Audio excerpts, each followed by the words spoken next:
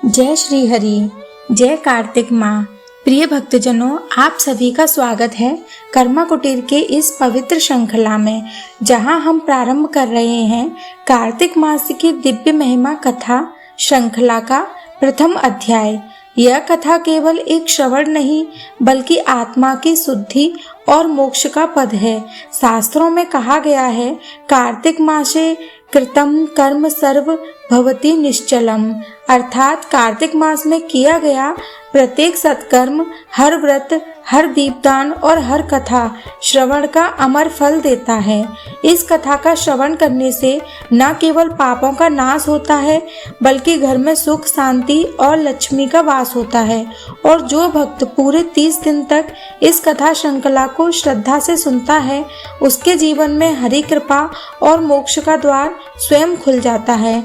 इसीलिए निवेदन है कि इस कथा श्रृंखला को आरंभ से अंत तक अवश्य सुनें, एक भी दिन ना छोड़ें, क्योंकि कार्तिक मास का पुण्य फल तभी पूर्ण होता है जब यह कथा निरंतर 30 दिनों तक श्रद्धा और भक्ति से सुनी जाती है।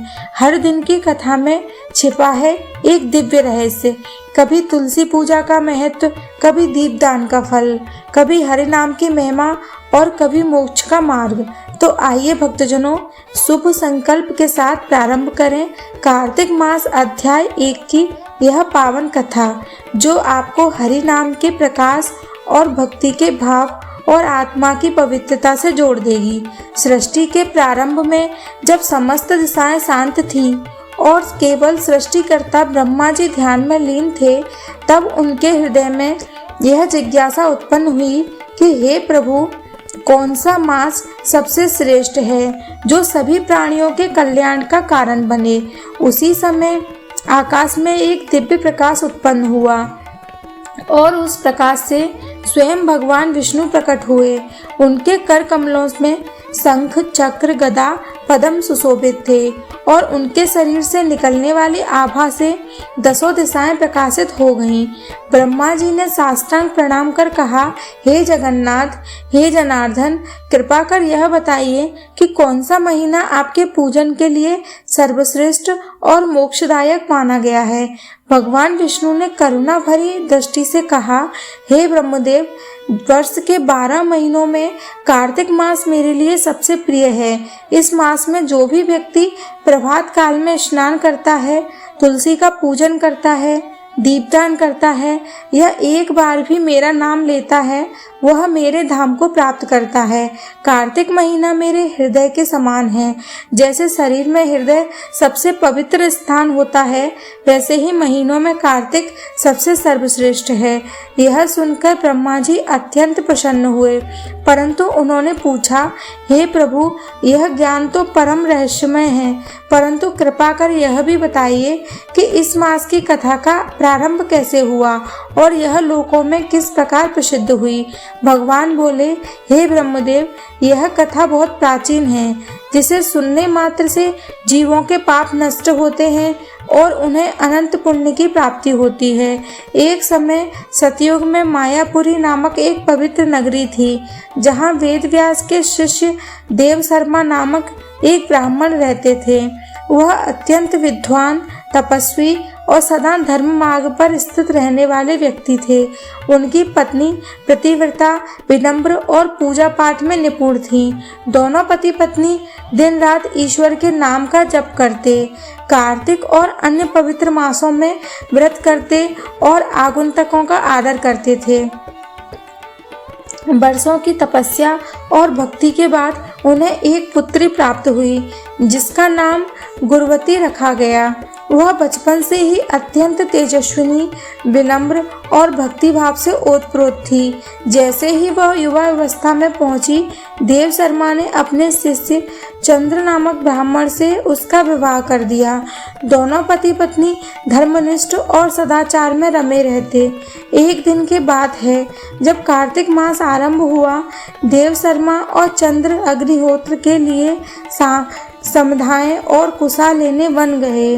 मार्ग में आकाश में मेघ घिर आए। चारों ओर अंधकार छा गया। तभी वन में एक विकराल राक्षस प्रकट हुआ। उसके नेत्र अग्नि के समान दहक रहे थे और मुख से धुएं के बादल निकल रहे थे। वह गरजते हुए बोला, कौन है तुम दुर्भाग्यशाली ब्राह्मण? मैं भूख से तड़प रहा हूँ और तुम्हारे शरीर से आ रही घृत की सुगंध मुझे और उकसा रही है। देव शर्मा ने शांत स्वर में कहा, हे राक्षस, हम ब्राह्मण हैं और यज्ञ के लिए सामग्री एकत्रित कर रहे हैं। यदि तुम पाप से मुक्त होना चाहते हो तो कार्तिक मास का स्मरण कर भगवान का नाम लो, क्योंकि यह महीना सारे दुष्कर्मों का नाश करता है। लेकिन राक्षस का विवेक नष्ट हो चुका था। वह क्रोध से भरकर उन दोनों पर टूट पड़ा और क्षण भर में उन्हें निगल गया। ब्राह्मण और उसका दामाद दोनों का देहांत हो गया। परंतु जिन्होंने जिस दिन प्राण त्यागे वह कार्तिक मास का प्रथम दिवस था, जब उन्होंने स्नान, पूजन और दीपदान किया था। उनके शरीर तो नष्ट हुए, परंतु कार्तिक मास के पुण्य प्रभाव से उनके पाप भस्म हो गए। और यमराज के दूत जब उनकी आत्मा को लेने पहुंचे तो एक दिव्य प्रकाश प्रकट हुआ और आकाश से भगवान विष्णु के दूत उतरे। उन्होंने कहा, हे धर्मराज के सेवकों, यह दोनों पुण्यात्मा अब तुम्हारे अधिकार क्षेत्र में नहीं आते। इन्होंने कार्तिक मास के नियमों का पालन किया है, अतः इन्हें विष्णु धाम जाना होगा। यह सुनकर यमदूत नतमस्तक हो गए और देव शर्मा तथा चंद्र दिव्य शरीर धारण कर पुष्पक विमान में बैठकर बैकुंठ की ओर प्रस्थान कर गए। उसी समय उनके घर पर उनकी पत्नी और पुत्री गुरवती प्रतीक्षा कर रही थीं। जब उन्हें उनके न लौटने का समाचार मिला तो उन्होंने विलाप करते हुए कहा, हे प्रभु, मेरे पिता और पति दोनों मुझसे दूर चले गए।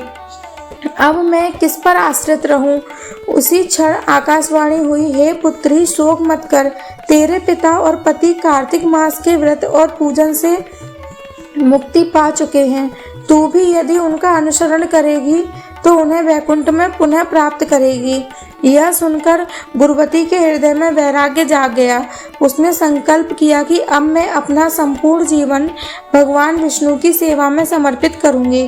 प्रतिदिन स्नान कर दीपदान, पूजन, तुलसी पूजन, हरि नाम जप करूंगी।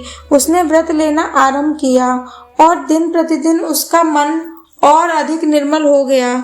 कार्तिक मास के अंतिम दिन उसने भगवान से प्रार्थना की, हे विष्णु, जिस प्रकार आपने मेरे माता पिता को अपने धाम में स्थान दिया, मेरे पति को अपने धाम में स्थान दिया, वैसे ही मुझे भी अपने चरणों में स्थान दीजिए।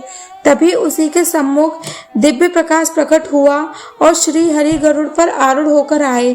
उन्होंने कहा, हे सुमते, तेरी भक्ति ने मुझे प्रसन्न कर दिया है। अब तू मेरे धाम में मेरे संग निवास करेगी। इतना कहकर उन्होंने उस दिव्य शरीर प्रदान किया और वैकुंठ को ले गए। यह वही आत्मा थी जो अगले द्वापर युग में सत्यभामा के रूप में प्रकट हुई, जो श्री कृष्ण की अर्धांगिनी बनी। भगवान श्री कृष्ण द्वारका के राजमहल में रानी सत्यभामा के साथ बैठे थे। चारों ओर दिव्य सुगंध फैल रही थी और तुलसी की पवन उनके चरणों को स्पर्श कर रही थी। उस समय सत्यभामा ने नम्रता पूर्वक कहा, हे प्रभु, मैं जानती हूँ कि आप सर्वज्ञ, सर्वशक्तिमान और सृष्टि के पालनहार हैं, परंतु मेरे हृदय में एक प्रश्न है, कृपा कर उसका समाधान कीजिए। संसार में करोड़ों स्त्रियां हैं, पर आपने मुझे 16,000 रानियों में विशेष स्नेह क्यों दिया? मेरे भीतर ऐसा कौन सा पुण्य है जो मुझे आप जैसे परमात्मा का सानिध्य प्राप्त हुआ? श्री कृष्ण ने मुस्कुराते हुए कहा, हे प्रिय सत्यभामे, यह केवल इस जन्म का सौभाग्य नहीं, बल्कि तेरे पूर्व जन्म की पवित्र साधना का फल है। तेरी आत्मा में अतीत में एक ऐसी कन्या थी जिसने कार्तिक मास के व्रत, स्नान, और दीपदान से मुझे प्रसन्न किया। उसी पुण्य से आज तू मुझे प्राप्त हुई। आज मैं तुझसे यह रहस्यपूर्ण कथा कहूँगा जिसे सुनने मात्र से मनुष्य के असंख्य पाप नष्ट हो जाते हैं। इतना कहकर श्री कृष्ण ने सत्यभामा को वही कथा सुनानी आरंभ की जो कभी स्वयं भगवान विष्णु ने ब्रह्मा जी को सुनाई थी। श्री कृष्ण बोले, हे प्रिय, बहुत समय पहले सतयुग में मायापुरी नामक नगर में देव शर्मा नामक ब्राह्मण रहता था। उसने अपने जीवन में कार्तिक मास का प्रत्येक नियम निभाया, तुलसी की सेवा की, दीपदान किया और प्रभात में स्नान किया। जब मृत्यु आई तो कार्तिक मास के पुण्य से वह मेरे धाम को प्राप्त हुआ। उसकी पुत्री गुरुवती भी अत्यंत धर्मनिष्ठ थी। जब उसने अपने पति और पिता को खो दिया तो उसने विलाप नहीं किया, बल्कि श्रद्धा से यह निश्चय किया कि वह अपना शेष जीवन कार्तिक मास के उपवास, स्नान और भक्ति में लगाएगी। उसने प्रत्येक दिन सूर्योदय से पहले स्नान किया, शुद्ध वस्त्र पहने, भगवान विष्णु की प्रतिमा पर गंध, पुष्प, दीप अर्पित किए, दिन भर उपवास रखकर संध्या समय दीपक जलाया और तुलसी माता को प्रणाम किया। उसके हृदय में केवल एक ही भाव था, हे प्रभु, मेरे स्वजन जहाँ भी हैं वे आपके चरणों में रहें और मैं भी एक दिन उसी धाम में पहुँचूं। गुरुवती ने कार्तिक मास के पूरे 30 दिन इसी नियम से व्यतीत किए। जब अंतिम दिन आया तो उसने तुलसी माता को प्रणाम कर कहा, हे हरिप्रिया तुलसी, तेरे पूजन से ही मेरे जीवन का सार्थक होना संभव हुआ। मुझे यह वरदान दे कि मेरा मन सदैव श्री हरि में स्थिर रहे। उसी समय उसके समक्ष एक दिव्य ज्योति प्रकट हुई और विष्णु भगवान गरुड़ पर आरूढ़ होकर प्रकट हुए। उन्होंने कहा, हे कन्ये, तूने कार्तिक मास का जो पालन किया है उससे समस्त लोगों को प्रेरणा मिली। तू अब मेरे धाम को प्राप्त होगी। इतना कहकर उन्होंने उसका स्पर्श किया और वह तत्काल दिव्य देह में धारण कर वैकुंठ चली गई। श्री कृष्ण बोले, हे सत्यभामे, वही गुरुवती आज तुम हो। तेरी वही भक्ति और वही श्रद्धा तुम्हें मेरे समीप लाई है। कार्तिक मास का प्रभाव इतना महान है कि जिसने कभी एक बार भी कार्तिक मास में स्नान किया, दीप जलाया या तुलसी के समक्ष नमस्कार किया, वह भी मेरे चरणों में स्थान पाता है। और जो व्यक्ति इस मास में असत्य, हिंसा, मध्य मास, अपवित्र आचरण से दूर रहता है, उसका जीवन स्वतः शुद्ध हो जाता है। कार्तिक मास में किया गया छोटा सा पुण्य भी अन्य महीनों के सहस्त्र पुण्यों के समान फल देता है। सत्यभामा ने यह सुनकर कहा, हे प्रभु, यदि यह मास इतना श्रेष्ठ है तो क्या इसका पालन केवल ब्राह्मण या साधु ही करें या सामान्य गृहस्थ भी लाभ उठा सकते हैं? श्री कृष्ण ने उत्तर दिया, हे सुमुखी, यह कार्तिक मास किसी एक वर्ग के लिए नहीं बल्कि संपूर्ण मानव जाति के लिए है। स्त्री, पुरुष, बालक, वृद्ध, ब्राह्मण या शूद्र, जो कोई भी श्रद्धा से दीप जलाए, तुलसी को जल अर्पित करे, स्नान के बाद हरि नाम का स्मरण करे, वह अवश्य मेरे सानिध्य को प्राप्त करता है। इस मास का प्रत्येक दिन यज्ञ के समान है और प्रत्येक हरि नाम हजारों अश्वमेध यज्ञों का फल देता है। श्री कृष्ण ने आगे कहा, हे सत्यभामे, कार्तिक मास में स्नान करने वाले को ब्रह्म हत्या, गौ हत्या, चोरी, पर निंदा जैसे पाप स्पर्श भी नहीं करते। यमदूत के दूत उसका नाम सुनते ही नतमस्तक हो जाते हैं। जो व्यक्ति प्रातः स्नान करके भगवान की मूर्ति पर दीप जलाता है, उसे मृत्यु का भय नहीं होता। कार्तिक में की गई सेवा का प्रभाव इतना है कि यदि कोई व्यक्ति अपने जीवन में केवल एक बार भी इस मास में पूजा करता है तो वह भी स्वर्ग लोक के बाद मोक्ष प्राप्त करता है। तुलसी माता, यमराज और स्वयं भगवान विष्णु इस मास में पृथ्वी पर निवास करते हैं और अपने भक्तों की परीक्षा लेते हैं। इसीलिए इस मास में हरि नाम का उच्चारण, कथा श्रवण, भक्ति साधना अनंत गुना फल देती है। यह सुनकर सत्यभामा के नेत्रों से अश्रुधारा बहने लगी। उसने विनम्र होकर कहा, हे नाथ, धन्य है यह कार्तिक मास जिसने मुझे आपके चरणों में लाकर बैठाया। अब मैं संकल्प करती हूँ कि हर वर्ष इस मास का पालन करूँगी, दीपदान करूँगी और हरि नाम का प्रचार करूँगी, ताकि अन्य जन भी इस पवित्र मास का लाभ उठा सकें। श्री कृष्ण ने कहा, हे प्रिय, जिसने तेरे समान श्रद्धा से इस मास का व्रत किया उसने मेरे हृदय को जीत लिया। इसीलिए जो भक्त कार्तिक मास की कथा सुनते हैं उन्हें तेरे समान प्रेम और मोक्ष की प्राप्ति होती है, और जो इस कथा को सुनाता या दूसरों को प्रेरित करता है वह भी तेरे समान वैकुंठ में स्थान पाता है। भगवान के ये वचन सुनकर सत्यभामा आनंद से भर उठी और उनके चरणों में गिरकर बोली, हे प्रभु, मैं आपके चरणों में सतसह प्रणाम करती हूँ। आपने जो पवित्र ज्ञान मुझे दिया है वह संसार के लिए अमृत समान है। मैं इसे अपने जीवन में उतारूंगी और हर कार्तिक मास में यह कथा दूसरों को सुनाऊंगी। भगवान श्री कृष्ण ने उसके मस्तक पर हाथ रखकर कहा और बोले, हे प्रिय, जो भी इस कथा को श्रद्धा से सुनेगा उसका हृदय निर्मल होगा और उसके घर में सदैव लक्ष्मी और हरि का निवास होगा। भगवान श्री कृष्ण ने सत्यभामा की ओर देखते हुए कहा, हे प्रिय, अब मैं तुम्हें वह गूढ़ रहस्य बताऊंगा जिसे जान लेने से मनुष्य संसार सागर से पार हो जाता है। कार्तिक मास केवल व्रत स्नान का महीना नहीं है, बल्कि यह आत्मा की शुद्धि, मन की शांति और ईश्वर साक्षात्कार का अद्वितीय अवसर है। जो भक्त पूरे मास में प्रतिदिन भक्ति भाव से दीप जलाता है, तुलसी माता को जल अर्पित करता है और हरि नाम का जप करता है, वह अपने पूर्व जन्मों के पापों से मुक्त हो जाता है। यहाँ तक कि देवता भी इस मास में भक्ति पर पृथ्वी पर आकर पुण्य कमाना चाहते हैं।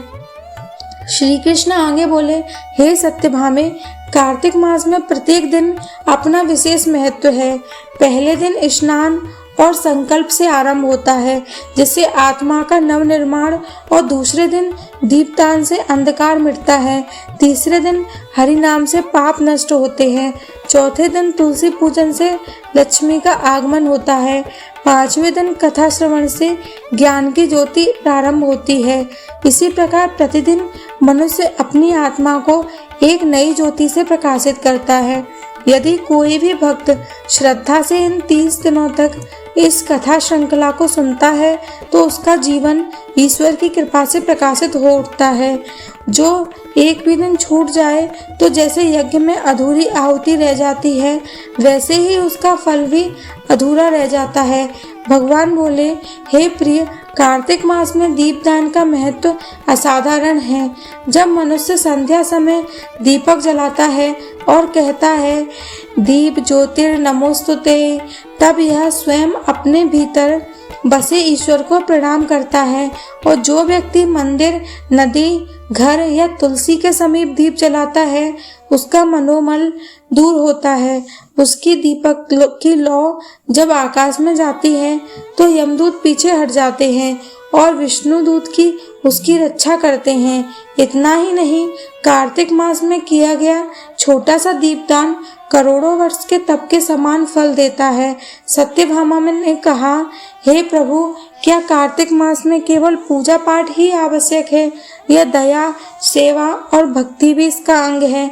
भगवान मुस्कुराए, हे सुंदरी, कार्तिक मास का वास्तविक अर्थ है कर्म प्लस भक्ति। जब मनुष्य दूसरों की सहायता करता है, भूखों को अन्न देता है, पशु पक्षियों को जल पिलाता है और अपने घर में हरि नाम की ध्वनि रखता है, वह साक्षात भगवान के स्वरूप की सेवा करता है। कार्तिक मास में की गई सेवा सीधे श्री हरि के चरणों तक पहुंचती है। और जो भक्त इस मास में किसी जीव को दुख नहीं देता, क्रोध नहीं करता और सत्य का पालन करता है, वही सच्चा कार्तिक साधक कहलाता है। फिर भगवान बोले, हे सत्यभामे, कार्तिक मास का एक और रहस्य है। तुलसी माता। तुलसी केवल एक पौधा नहीं, वह स्वयं लक्ष्मी जी का अवतार है। जो भक्त प्रतिदिन तुलसी के समक्ष दीपक जलाता है और जल चढ़ाता है, उसके घर में दरिद्रता कभी प्रवेश नहीं करती। तुलसी के बिना कोई भी पूजा पूर्ण नहीं होती। यहाँ तक कि मैं स्वयं भी उस पूजन को स्वीकार नहीं करता जिसमें तुलसी नहीं हो। इसीलिए जो व्यक्ति इस मास में तुलसी की आराधना करता है, वह सीधे मेरे हृदय में स्थान पाता है। श्री कृष्ण ने आगे कहा, हे प्रिय, इस मास का समापन जब पूर्णिमा को होता है, जिसे कार्तिक पूर्णिमा कहते हैं, तब जो भक्त गंगा, यमुना या किसी भी पवित्र नदी में स्नान कर दीपदान करता है, वह अनंत जन्मों के पापों से मुक्त होता है। यह दिन भगवान विष्णु और महालक्ष्मी के दिव्य मिलन का प्रतीक है। जिसने उस दिन हरि नाम का स्मरण किया, वह जन्म मरण के चक्र से छूट जाता है। सत्यभामा यह सुनकर भाव विभोर हो गईं। उन्होंने हाथ जोड़कर कहा, हे नाथ, आपने जो ज्ञान मुझे दिया है, मैं उसका प्रचार अवश्य करूंगी। मैं समस्त भक्तों से कहूंगी, वे इस पवित्र माह की कथा को नित्य श्रद्धा से सुने और हरि नाम का जाप करें। तब श्री कृष्ण ने कहा, हे सत्यभामे, जो व्यक्ति कार्तिक मास के 30 दिनों की यह कथा सुनता और दूसरों को सुनाता है, वह बैकुंठ धाम का अधिकारी बनता है। उसे कभी अकाल मृत्यु, दरिद्रता या रोगों का भय नहीं रहता। उसके कुल की 7 पीढ़ियों तक मोक्ष का मार्ग खुल जाता है। और जो व्यक्ति इस कथा के प्रथम अध्याय से अंतिम अध्याय तक नियमित रूप से श्रवण करता है, उसके घर में लक्ष्मी और हरि का स्थायी रूप से निवास होता है। भगवान ने अंत में कहा, इसलिए भक्तों, यदि तुम जीवन में सुख, शांति, धन और मोक्ष प्राप्ति चाहते हो, तो कार्तिक मास की कथा को श्रद्धा, संयम और प्रेम से सुने। प्रिय भक्तजनों, यह थी कार्तिक मास अध्याय 1 की पूर्ण कथा, जो स्वयं भगवान श्री कृष्ण और रानी सत्यभामा के संवाद के रूप में प्रकट हुई। यदि आप भी इस श्रृंखला को पूरे 30 दिन तक सुनते रहेंगे, तो आपके जीवन में हरि कृपा और लक्ष्मी कृपा का अखंड प्रभाव बना रहेगा। एक दिन भी कथा से ना चूकें, क्योंकि हर दिन इस पुण्य साधना का पवित्र सूत्र है।